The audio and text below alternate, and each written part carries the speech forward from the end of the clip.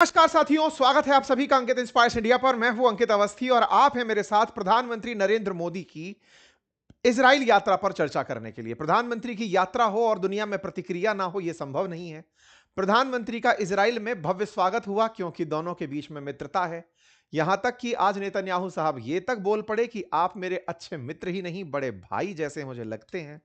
ऐसे में बड़े भाई के रूप में प्रधानमंत्री की 9 साल बाद यह उनकी दूसरी यात्रा है।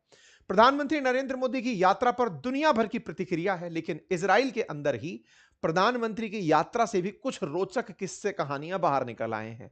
उनमें से प्रधानमंत्री जब वहां की संसद, जिसे नेसेट कहा जाता है, उसे संबोधित कर रहे थे, उसी दौरान कुछ सीटें, जब प्रधानमंत्री नरेंद्र मोदी संसद में नेसेट में प्रेजेंट थे, तो विपक्ष वहां से उठकर चला गया। यह बड़ा सुर्खी भारत की मीडिया में बना। यहां पर सोशल मीडिया पर चर्चा आई कि प्रधानमंत्री का वहां विरोध हो रहा है। आज के सेशन में जिक्र करेंगे कि अल्टीमेटली कहानी क्या है। इसके साथ साथ जानकारी यह भी होगी कि प्रधानमंत्री जब इजराइल की यात्रा पर गए हैं तो पाकिस्तान को असल में इससे क्या मिर्ची लग रही है।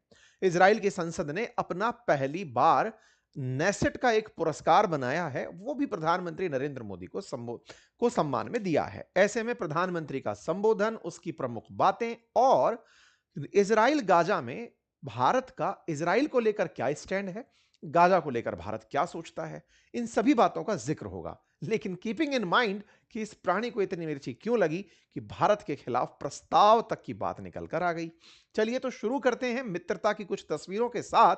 लेकिन उससे पहले एक बड़ी बात यह कि आजकल जब से हम लोग आपके साथ इस तरह की चर्चाएं रविवार वार्ता के माध्यम से करते हैं कि यूथ के लिए आने वाले टाइम में क्या बेस्ट अपॉर्चुनिटीज हैं, तो तमाम प्रकार के सरकारी नौकरी की तैयारी करते छात्र ये पूछ रहे होते हैं कि हम उसके अलावा क्या कर सकते हैं, बेहतरीन रोजगार के अवसर क्या हो सकते हैं, आर्टिफिशियल इंटेलिजेंस के सेक्टर में क्या और तरीके की चीजें हैं जो पढ़ाई के साथ डेवलप की जा सकती हैं। ऐसे में ही एक आइडिया डेवलप था और वो आइडिया ये था कि यदि आप किसी ऐसे शहर में हैं जहां आपको लगता है किसी व्यक्ति को अपना काम बढ़ाने के लिए किसी इंटरनेट फैसिलिटी की जरूरत है, वेबसाइट की जरूरत है, आप उन्हें मदद कर सकते हैं। इवन आप खुद भी अपनी प्रॉपर एक वेबसाइट बना सकते हैं।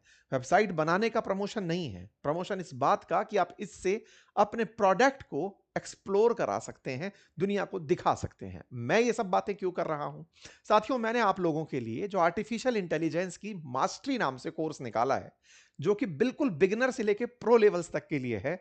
20 से अधिक एआई टूल्स की जहां मैं बात कर रहा था, अब वो 20 से ज्यादा टूल तो मैं ऑलरेडी करा चुका हूं, लेकिन मैं इसी कोर्स में आपको एक वेबसाइट बनाना भी सिखा रहा हूं। यह वेबसाइट का यूआई है जो आपके सामने है, जो सिंपल एआई को दिए प्रॉम्प्ट से है। कोई रॉकेट साइंस नहीं है। आप कुछ इस तरह के प्रॉम्प्ट से वेबसाइट बना सकते हैं। एक और वेबसाइट जो मैं आपके सामने यहां पर सेशन में लेकर आया हूं, यह केवल प्रॉम्प्ट से बनाया गया एक यूआई है, यूजर इंटरफेस है। इसके लिए कोड भी लिखे जा सकते हैं। इसीलिए कोडिंग के लिए कौन से बेस्ट यूआई एआई टूल्स हैं, वो भी मैं अपने इस कोर्स में बताने जा रहा हूं। तो सोचिए कि इस कोर्स में ना जाने कितनी प्रकार की चीजें आप लोगों को हम सिखा रहे हैं। अल्टीमेटली करना आप ही को होगा, लेकिन जानकारी हो इसके लिए आप सीखें बिल्कुल बेसिक से artificial intelligence with me. Course का लिंक कमेंट बॉक्स में है, क्योंकि इस कोर्स के बारे में बहुत सारी अच्छी फीडबैक्स ऑलरेडी मार्केट में आ चुकी हैं। यदि आप भी इसे ज्वाइन करना चाहते हैं तो जल्दी करिए। शेष 2 दिन में ये 33% ऑफ का जो ऑफर है ये खत्म हो जाएगा। कोर्स का लिंक कमेंट बॉक्स में है। अपनी यात्रा अपन शुरू करते हैं। मेरे प्यारे साथियों, हमने आपको कुछ दिन अभी कल ही एक सेशन बताया था कि अचानक क्यों महत्वपूर्ण हुई प्रधानमंत्री नरेंद्र मोदी की यात्रा, और साथ ही साथ भारत दुनिया के लिए क्यों महत्वपूर्ण हुआ। हम जब इसका एनालिसिस कर रहे थे तब हमने आपको जानकारी दी थी कि प्रधानमंत्री बुधवार को इजराइल पहुंच चुके हैं। भारत के प्रधानमंत्री का 9 साल में इजराइल में यह दूसरा दौरा था। इससे पहले आप 2017 में इजराइल गए थे। उस समय की यह बहुत ही चर्चित तस्वीर निकल कर आई थी, जहां दोनों नेता समुद्र के तट पर कुछ इस तरह से चहलकदमी करते दिखाई दिए थे। इस बार जब प्रधानमंत्री पहुंचते हैं, उनकी यात्रा से पहले एक ब्रीफ कि प्रधानमंत्री की भारत की 1992 से चली आ रही डिप्लोमेटिक पार्टनरशिप है, स्ट्रेटेजिक पार्टनरशिप 17 से चली आ रही है। दोनों देशों के बीच में ये प्रधानमंत्री की जो यात्रा हो रही है, ये भारतीय प्रधानमंत्री की इजराइल में दूसरी यात्रा है। मतलब जब से इजराइल के साथ हमारे रिश्ते बहाल हुए हैं, उसके बाद में ये यात्रा दूसरी यात्रा कंसीडर की गई। प्रधानमंत्री बुधवार को जब इजराइल पहुंचते हैं तो वहां के प्रमुख अखबार यरूशलेम पोस्ट ने अपने कवर पेज पर कुछ इस तरह से नमस्ते लिखकर संबोधन किया, साथ में भारत के फ्लैग को टॉप पर जगह दी। ठीक इसी प्रकार से बहुत सी ऐसे ग्लिम्स नजर आए जो कि भारत, भारतीयता और भारत के सांस्कृतिक महत्व को दर्शाती हैं। जैसे डिनर के अवसर पर पीएम नेतन्याहू के द्वारा भारतीय पारंपरिक वेशभूषा का पहनकर आना, प्रधानमंत्री को रिसीव करने के लिए बेंजामिन नेतन्याहू खुद एयरपोर्ट पर पहुंचे और अपने साथ में अपनी धर्मपत्नी को साथ लिए थे। यहां पर एक संयोग बना कि प्रधानमंत्री के जेब में जो कपड़ा रखा था वो नेतन्याहू की जो वाइफ हैं सारा, उनके रंग से, कपड़े के रंग से मैच कर रहा था। दोनों ने इस बात को ऑब्जर्व भी किया और इस पर काफी ज्यादा एक लाइटर मोमेंट भी बनकर आया सैफ्रॉन कलर को लेकर के। यहां पर ये तस्वीरें हैं वेलकम की, किस तरह से प्रधानमंत्री का यहां ग्रैंड वेलकम होता है। खुद नेतन्याहू आपको रिसीव करने एयरपोर्ट पर जाते हैं। प्रधानमंत्री को रिसीव करते समय की ये कुछ तस्वीरें हैं जब प्रधानमंत्री को रिसीव करने बेंजामिन नेतन्याहू पहुंचते हैं और भारतीय अंदाज में नमस्कार कर प्रधानमंत्री का स्वागत करते हैं। यह निश्चित ही किसी भी देश के राष्ट्राध्यक्ष के लिए, जब भारत के प्रधानमंत्री भी जब रिसीव करने पहुंचते हैं, तो यह शिष्टाचार का एक नेक्स्ट लेवल कदम होता है। ऐसे ही जब इजरायली प्रधानमंत्री भारत के प्रधानमंत्री को रिसीव करने पहुंचे हैं, तो यह निश्चित ही एक बड़ा ग्रेटफुल पल माना जाता है। ऐसे में प्रधानमंत्री के बारे में नेतन्याहू के द्वारा एक डिटेल जानकारी लिखी गई और कहा कि प्रधानमंत्री मोदी वर्ष 2017 में पहले आए थे, अब वो इस बार फिर आए हैं। उन्होंने अपनी तरफ से अपनी मित्रता को लेकर के यहां पर बयान दिए। दोनों के बीच में एक अजब केमिस्ट्री यहां देखने को मिली। प्रधानमंत्री के चेहरे पर जो केमिस्ट्री थी वो भी निश्चित ही देखने योग्य है। अब रेयर ही है कि जब प्रधानमंत्री मोदी भारत में हंसते हुए दिखाई देते हैं। भारत के प्रधानमंत्री जब विदेशी धरती पर होते हैं, विदेशी राष्ट्राध्यक्षों के साथ होते हैं, तो इनके चेहरे पर जो हंसी है, ये भारतीयों को अब विदेशों के लिए एक्सक्लूसिव तरीके से दिखाई पड़ती है। प्रधानमंत्री का जब नेतन्याहू से मिलने का ये जो सीन है, इसमें भी मिलते समय जो चेहरे पर हंसी है, एक्साइटमेंट है, मतलब अब मीडिया इसे इस प्रकार से डिकोड करने लगा है कि भारत के प्रधानमंत्री विदेशी राष्ट्राध्यक्षों से मिलने के लिए ही अपनी हंसी और ठहाकों को रिजर्व कर लिए हैं। भारत में जब भी प्रधानमंत्री आजकल नोटिस किए जाते हैं तो उनकी छवि बड़ी सख्त तरीके से दिखाई जाती है। हमेशा चिंतन की स्थिति में, लगता है कि किसी मिशन पर काम करने के लिए निकले हुए हैं। और यहां पर आपके जो हंसते हुए ठहाके हैं और इनका जिस भाव के साथ यहां पर मिलना है, वो दर्शाता है कि भारत से बाहर प्रधानमंत्री का मोड अलग है और भारत में प्रधानमंत्री अलग तरीके से काम पर लगे हुए हैं। आइए इसके आगे बढ़ते हैं। यहां के ये जो सीन है, इन सीन्स की चर्चाएं नेक्स्ट लेवल पर होती हैं। इसके बाद में दोनों के बीच में बातचीत शुरू होती है। बातचीत के साथ साथ प्रधानमंत्री के भी हैंडल से इसकी जानकारी दी जाती है कि वहां पर किस तरह से उनका वेलकम हुआ। साथ ही साथ में यहां की जो नेसेट है, जैसे हमारी पार्लियामेंट है, ऐसे इजरायली पार्लियामेंट नेसेट कहलाती है। नेसेट को भारतीय ट्राई कलर के साथ लाइट किया गया था। कुछ इस प्रकार से भारत का यहां पर अभिवादन किया जा रहा था। प्रधानमंत्री नरेंद्र मोदी नेसेट पहुंचते हैं। कल के दिन नेसेट की ये तस्वीरें हैं जिन्हें आप यहां पर देख रहे हैं। उनका स्वागत होता है यरूशलेम के अंदर। यहां पर नेसेट में जैसे भारत के लोकसभा के स्पीकर होते हैं, ऐसे नेसेट के स्पीकर हैं, वो आपका वेलकम करते हैं। यहां पर मोदी मोदी का नाम चैंट होने लगता है। ये जो लोग हैं ये मोदी मोदी कहने लगते हैं। नेसेट के अंदर इजरायली पार्लियामेंट में यह जो दृश्य बनता है जहां पर प्रधानमंत्री इजरायली संसद को संबोधित कर रहे हैं और इस बीच में बैकग्राउंड से नेसेट की आवाज, मोदी मोदी की आवाज, और इस बीच में कुछ लोगों का उठ का जाना और कई सीटों का यहां खाली रह जाना, यह भी हमारे देश में एक चर्चा का विषय बनता है कि ऐसा क्यों हुआ कि जब प्रधानमंत्री संसद में थे वहां पर अपोजिशन और यहां पर जो नेता थे वो उठकर क्यों चले गए। प्रधानमंत्री संसद में हैं और वहां के नेता उठकर चले गए, ये एक बड़ा मीडिया के अंदर सवाल बना, विपक्ष के द्वारा भी और बहुत से ऐसे लोगों के द्वारा प्रधानमंत्री की यात्रा से इस तरह के सवाल जोड़े गए कि वहां जाना, इजराइल में जाना, प्रधानमंत्री पिछली बार ट्रंप को खुश करने के लिए गए थे, तो क्या इस बार भी इसीलिए गए हैं?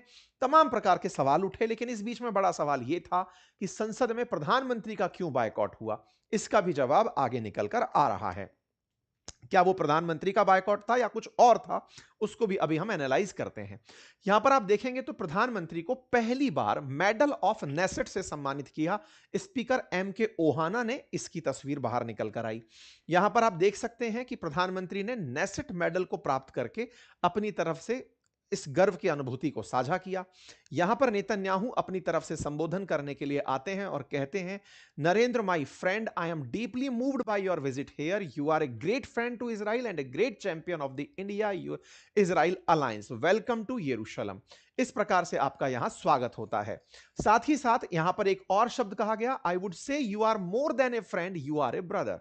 यहां पर नेतन्याहू प्रधानमंत्री नरेंद्र मोदी को दोस्त से कहीं बढ़कर अपना बड़ा भाई करार दे देते हैं। साथ में कहते हैं कि भारत में यहूदियों पर कभी अत्याचार नहीं हुआ, भारत और इजराइल के रिश्ते बेहद खास और मजबूत हैं, और साथ में प्रधानमंत्री मोदी जिस तरह से आत्मीयता के साथ अभिवादन करते हैं, हग करते हैं, गले लगाते हैं, यह सच्ची दोस्ती का प्रतीक है। साथ ही साथ भारत के साथ उनकी साझेदारी कई गुना इस दौर में बढ़ी है।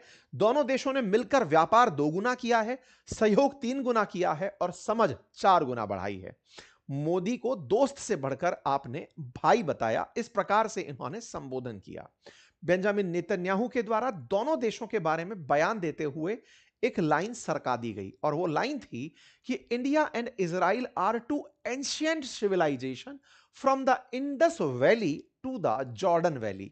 यहां पर यह जो लाइन है जो नेतन्याहू के द्वारा कही गई कि यहां पर 2 पुरानी सभ्यताएं मिल रही हैं, उस लाइन को भारत के प्रधानमंत्री ने भी कहा कि 2 पुरानी सभ्यताओं का मिलन है। भारत के प्रधानमंत्री ने कहा कि मैं एक प्राचीन सभ्यता का प्रतिनिधित्व करते हुए दूसरी प्राचीन सभ्यता को संबोधित कर रहा हूं। कैच यह है इस पॉइंट का कि इजराइल को दुनिया के देश मानते ही 1949 के बाद भारत ने खुद 17 सितंबर 1950 को इजराइल को रिकॉग्नाइज किया है। इजराइल फिलिस्तीन में जाकर बना है, जब अंग्रेजों ने फिलिस्तीन को छोड़ते हुए इजराइल को यह जगह देने की बात की थी। तो ऐसे में बड़ा सवाल यह बनता है कि इजराइल भारत के साथ खड़ा होकर खुद को प्राचीन सभ्यता बुलवाकर पूरे अरब वर्ल्ड को और दुनिया को यह मैसेज दे गया कि भारत भी हमें प्राचीन संस्कृति और सभ्यता मानता है।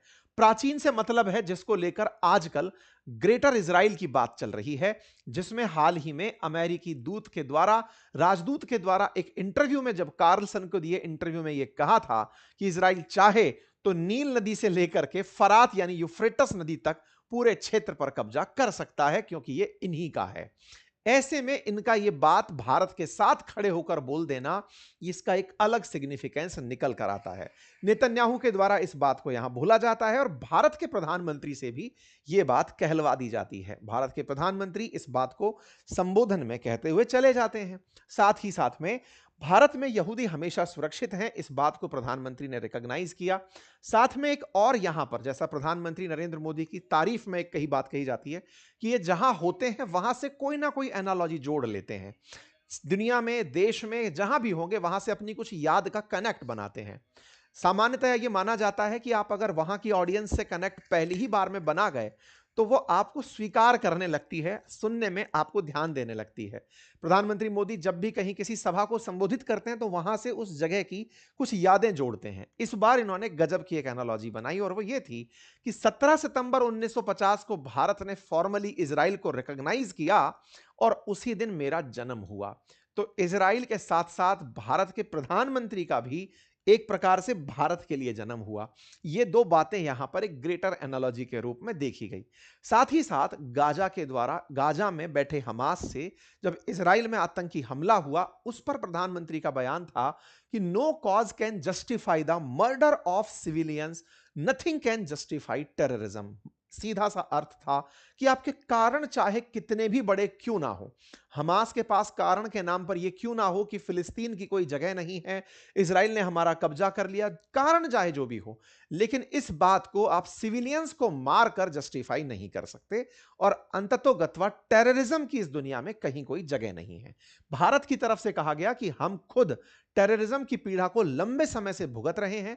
26/11 के जो हमारे मुंबई आतंकी हमले थे, उसमें एक इजरायली सिटीजन मारा गया था।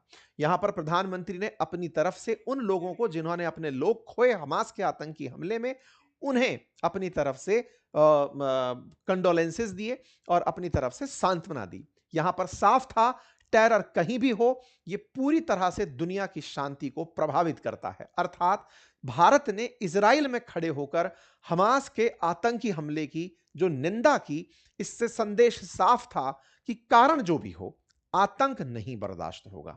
बस यही तर्क भारत का जो है वो इस समय की हेडलाइन है।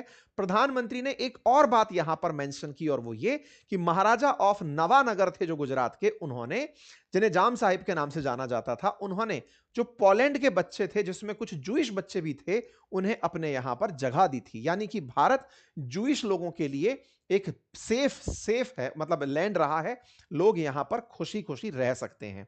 भारत की तरक्की के बारे में भी प्रधानमंत्री ने इजराइल के सदन में बताया कि आने वाले समय में भारत तीसरी सबसे बड़ी अर्थव्यवस्था बनेगा।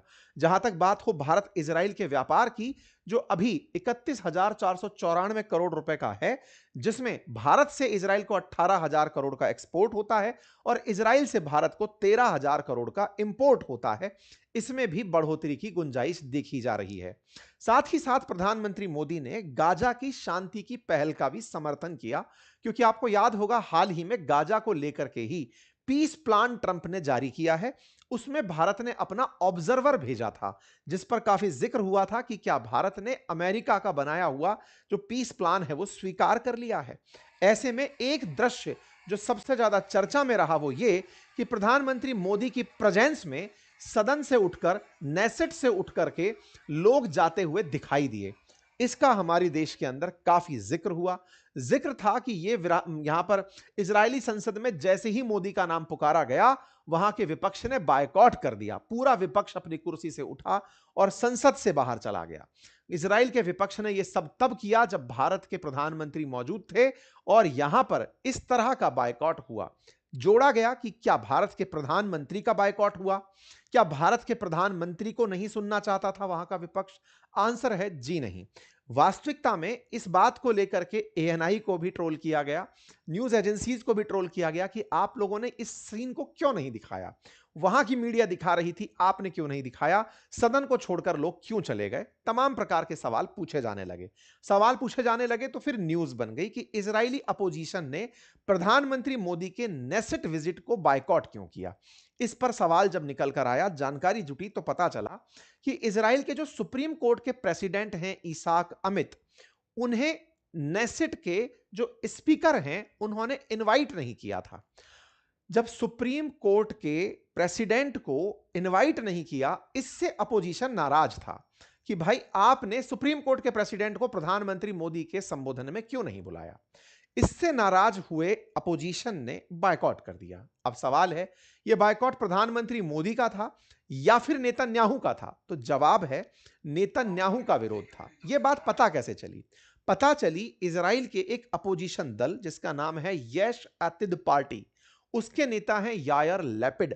उन्होंने जब प्रधानमंत्री बेंजामिन नेतन्याहू का संबोधन हुआ उस समय बायकॉट करके वो बाहर चले गए, लेकिन जैसे ही पीएम नरेंद्र मोदी का भाषण शुरू हुआ सब लोग वापस अंदर आ गए और उन्होंने यहां पर एक गंभीर मैच्योरिटी का प्रदर्शन किया और वो ये कि बोला, यहां पर सबसे इंपॉर्टेंट बात यह है कि यहां पर खुद यायर लैपिड ने प्रधानमंत्री नरेंद्र मोदी से कहा कि हम नेतन्याहू के खिलाफ हैं, आपके नहीं। भारत इजराइल के साथ खड़ा रहा है, हम पूरी तरह से सत्ता पक्ष और विपक्ष संयुक्त रूप से आपके साथ है। और इस पूरे के अंदर वापस से विपक्ष आकर के बैठ गया। यह एक बहुत बड़ा लर्निंग लेसन था कि अपोजिशन ने अपने प्रधानमंत्री का बायकॉट किया, लेकिन दूसरे देश के प्रधानमंत्री के सामने अपने देश की इमेज को खराब नहीं होने दिया। ऐसा नहीं था कि इस बात में ये पूरी तरह से इसलिए बाहर चले गए कि हम अपने देश के प्रधानमंत्री से खुश नहीं हैं, आपको जो मैसेज लेना है लेते रहिए। ऐसा बिल्कुल नहीं था।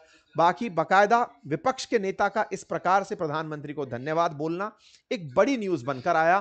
Thank you very much for being here and we are all both side of aisle looking forward to your speech. हम दोनों तरफ बैठे लोग आपके भाषण को सुनना चाहते हैं। और विपक्ष ने सत्ता पक्ष के साथ मिलकर इस पूरे भाषण को ध्यान से सुना। यायर लैपिड ने अपनी तरफ से देश आपके नेतृत्व की सराहना करता है, आपकी मित्रता की कद्र करता है और इस बात के लिए आभारी है कि आप कठिन समय में हमारे साथ खड़े रहे। यहां आने के लिए आपका धन्यवाद। जिस प्रकार की मैच्योरिटी यहां की संसद ने दिखाई, यह काबिल तारीफ है और बहुत से नेताओं के लिए, राजनेताओं के लिए, सांसद विधायकों के लिए अपने आप में एक लर्निंग लेसन है कि दुनिया के सामने हमें यूनाइट रहना होता है, अपने आपसी मतभेदों को अपने देश में सुलझाना होता है। यह अपने आप में एक बड़ा मैसेज है। यह हेडलाइन बनता है कि opposition boycott Netanyahu eight India's PM Knesset session rejoin for Modi's speech. Modi जब बोलने लगे तब वो लोग वापस आ गए। यही कारण है कि प्रधानमंत्री ने जब सीट से उतरे तो यायर लैपिड को गले लगाया, साथ में बहुत से नेताओं के साथ तस्वीरें खिंचाई, जो अपने आप में बहुत ही लाइट मोमेंट बनकर बाहर आया। तस्वीरें और भी थी जहां पर हमारे विदेश मंत्री, एनएसए, इन सब की आपसी जो बातचीत थी और प्रधानमंत्री का एज यूजुअल जो आइकॉनिक सीन जब वो विदेशी राष्ट्राध्यक्ष के साथ कार में बैठकर तस्वीरें खिंचवाते हैं। प्रधानमंत्री नरेंद्र मोदी उन शुरुआती नेताओं में हैं जिन्होंने सबसे पहले सेल्फी कल्चर को प्रमोट किया और अब राजनेताओं के साथ कार में बैठकर तस्वीर खिंचवाने को वो इस समय दुनिया के सामने प्रमोट कर रहे हैं। दोनों देश के राष्ट्राध्यक्ष अब एक ही कार में यात्रा करते दिखाई देते हैं। इतना ही नहीं, प्रधानमंत्री ने इजराइल की जो नई रिसर्च है, यहां के जो नए स्टार्टअप्स हैं, नए इनोवेशंस हैं, इन्हें भी जाना। वहां पर कई ऐसी जगह पर आपने यात्रा की जिसमें कि यह पता चला कि कैसे साइबर थ्रेट बढ़ता चला जा रहा है दुनिया में। उन सब चीजों को, क्योंकि इजराइल जो है वो जाना जाता है नवावेश के लिए, नवोन्मेष के लिए, नई खोज के लिए। इजराइल में जब मेरी यात्रा भी हुई, जब मैं वहां पर घूमने गया, तब वहां पर मैंने भी देखा कि इजराइल की इकोनॉमी का सबसे बड़ा जो सोर्स है वो वहां के नए आविष्कार हैं। वहां के यूथ, वहां के जो यंग एंटरप्रेन्योर्स हैं, वो हमेशा कुछ नए इनोवेशन में लगे रहते हैं और उस इनोवेशन को वो बिलियंस ऑफ डॉलर में बेचकर इजराइल की इकोनॉमी में कंट्रीब्यूट करते हैं। ऐसे में इजराइल लगातार कुछ नया बना रहा है, वो भारत को भी दिखाया और इसी के चलते भारतीय प्रधानमंत्री ने इनकी कंपनीज को भारत आने का आग्रह किया और कहा कि आप भारत आइए, इन्वेस्ट करिए और हमारे टैलेंटेड यूथ के साथ काम करिए। कुछ तस्वीरें दोनों तरफ से साझा की गई। इसके बाद रात्रि भोज का कार्यक्रम था। यहां पर रात्रि भोज में प्रधानमंत्री जब नेतन्याहू के पास, मतलब नेतन्याहू के साथ में थे, तब यहां पर नेतन्याहू ने भारतीय हाफ जैकेट पहनी हुई थी। चर्चा निकलकर आई। नेतन्याहू ने कहा कि मैंने पारंपरिक भारतीय परिधान पहना है। हाफ जैकेट अब भारत की पहचान बन चुकी है। अक्सर कई जगह प्रधानमंत्री इस हाफ जैकेट में दिखाई देते हैं, तो उन्होंने भी हाफ जैकेट यहां पहनी थी। हाफ जैकेट को भारतीय प्रधानमंत्री के साथ इन्होंने भारत की पहचान से जोड़ा, परंपरा से जोड़ा और कहा कि भारतीय परिधान का प्रति, हमारे देश के प्रधानमंत्री ने भी इसे रिकॉग्नाइज करते हुए कहा कि आपका हमारे परिधानों के साथ यह लगाव देश की समृद्ध संस्कृति और परंपराओं के प्रति आपके सम्मान को दर्शाता है। फिर बात करते हैं हमारे देश में हुई प्रतिक्रियाओं की। असदुद्दीन ओवैसी साहब ने इस बात में एक कुछ दिन पहले उनका एक वीडियो है जो काफी वायरल हो रहा है, जिसमें वो प्रधानमंत्री की यात्रा से पहले एक सवाल पूछते हैं कि नेतन्याहू के खिलाफ पहले ही इंटरनेशनल कोर्ट का वारंट है, आप उनके पास में जा रहे हैं, 15 मिनट के लिए उनसे कहकर गाजा जाइएगा, पता करिएगा कि गाजा में कितने लोगों के घरों को नेतन्याहू ने तोड़ दिया है, इजराइल ने तोड़ दिया है। प्रधानमंत्री आप गाजा भी जाइए और देख कर आइए कि वहां क्या हालात हो रहे हैं।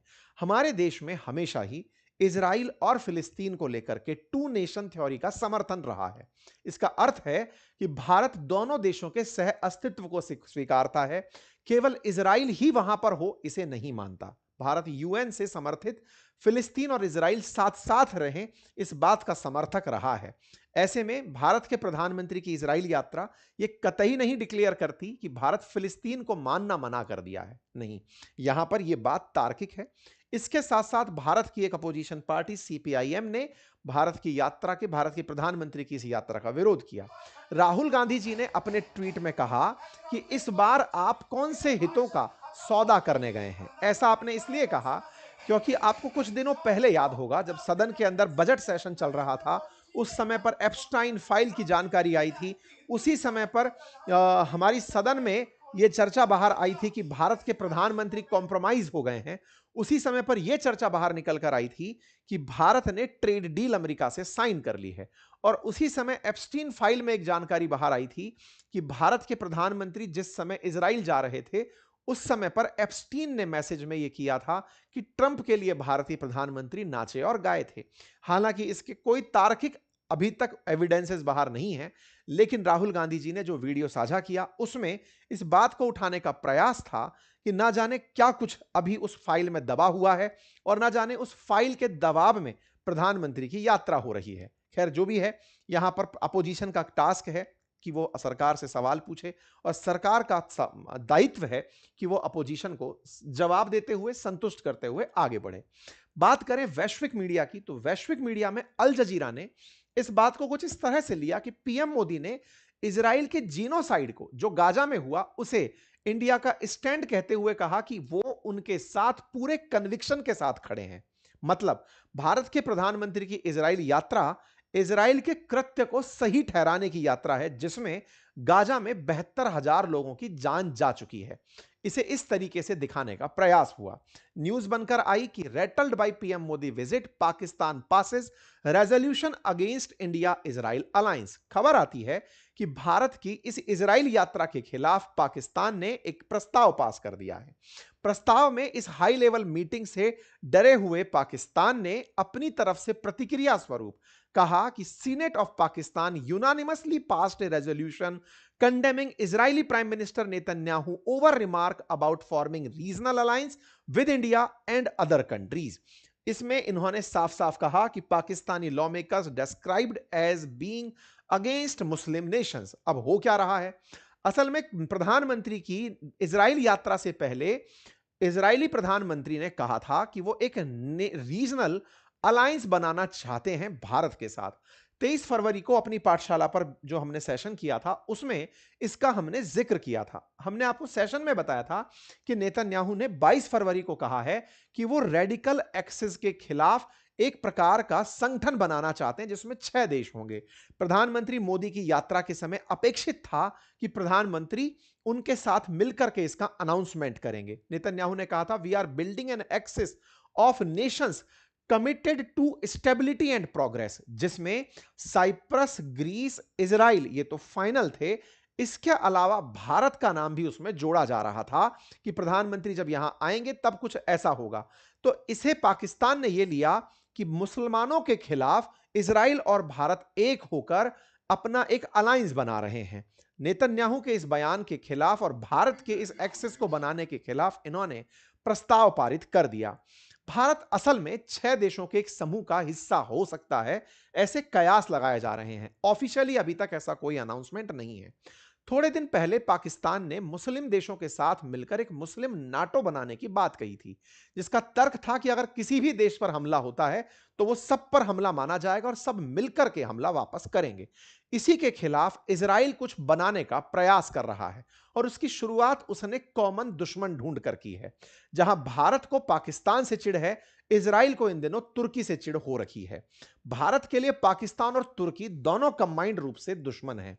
ऐसे में भारत के लिए इजराइल का साथ होना तुर्की और पाकिस्तान का कंबाइंड इलाज प्रतीत होता है। इसीलिए इस हेक्सागन में, इस षटकोण में इजराइल, ग्रीस, साइप्रस, साथ में भारत और 2 अन्य देश जिसमें एक अरब राष्ट्र और एक अफ्रीकी राष्ट्र की संकल्पना सोची जा रही है। सवाल बड़ा है कि इन 6 देशों को साथ लेने में 4 देश तो साथ पता चल रहे हैं कि ये 4 देश डिफाइंड हैं।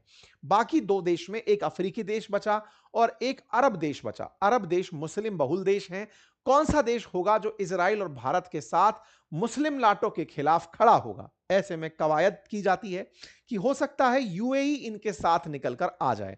यह केवल कयास है, अभी तक इसकी कोई सत्यता प्रमाणित नहीं है। यूएई के बारे में इसलिए सोचा जा रहा है क्योंकि यूएई और सऊदी की आपस में एक दूसरे से ठनी हुई है। हो सकता है कि ऐसे में भारत इजराइल के इस गठबंधन में यूएई साथ आ जाए, क्योंकि पाकिस्तान ने सऊदी के साथ हाल ही में एक एग्रीमेंट साइन किया है, जिसका अर्थ है कि अगर पाकिस्तान पर हमला हुआ तो सऊदी साथ होगा और सऊदी पर हमला हुआ तो पाकिस्तान साथ होगा। ऐसे में अभी सऊदी और यूएई आपस में यमन में झगड़ लिए थे। यमन में यूएई के ठिकानों पर सऊदी के हमले हुए थे, जिसके चलते यूएई से उम्मीद की जा रही है कि वो भारत के साथ और इजराइल के साथ मिलकर अपना एक सहयोग गठबंधन बना लेगा। इस उम्मीद में अभी तक कोई पुष्टि शामिल नहीं है, लेकिन हां, कयास बहुत तेजी से हैं कि यूएई संभवतया इस राइवलरी में सेफ्टी नेट बनाना चाहेगा। और ये हाल ही के यूएई के जो हेड हैं, राष्ट्राध्यक्ष हैं, उनकी भारत में जो उनकी 3 घंटे की यात्रा थी, उससे रिलेट करके देखा जा रहा है। चूंकि इजराइल और भारत के ये दोनों कॉमन प्रतिद्वंदी हैं, भारत के लिए पाकिस्तान और तुर्की, तुर्की पाकिस्तान के साथ होने के कारण भारत के लिए अपने आप में एक राइवलरी लिस्ट में है और भारत आईमैक के माध्यम से ग्रीस तक पहुंचना चाहता है। ऐसे में कुछ ऐसा हेक्सागन प्रस्तावित है कि ये लोग मिलकर के अपना एक सहयोग गठबंधन बनाएंगे, जो आगे चल करके भारत और इजराइल की दोस्ती से मजबूत होगा। खैर, इन सभी चर्चाओं के बीच पाकिस्तान को अगर हम किनारा कर भी दें, तो भारत और इजराइल आगे चलकर एमओयू साइन करने वाले हैं, कुछ टेक्नोलॉजी ट्रांसफर्स को लेकर, ड्रोन्स की परचेज को लेकर, आयरन डोम्स को लेकर, आयरन बीम को लेकर, ऐसी भी चर्चाएं हैं।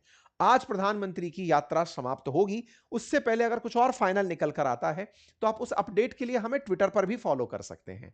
मैं अंकित कुमार अवस्थी के नाम से ट्विटर पर हूं, सक्रिय हूं और वहां पर आप लोगों को अपडेट देता रहता हूं। जो जिनके ऊपर सेशन नहीं बन पाते, वहां की अपडेट वहां पर आती रहती है।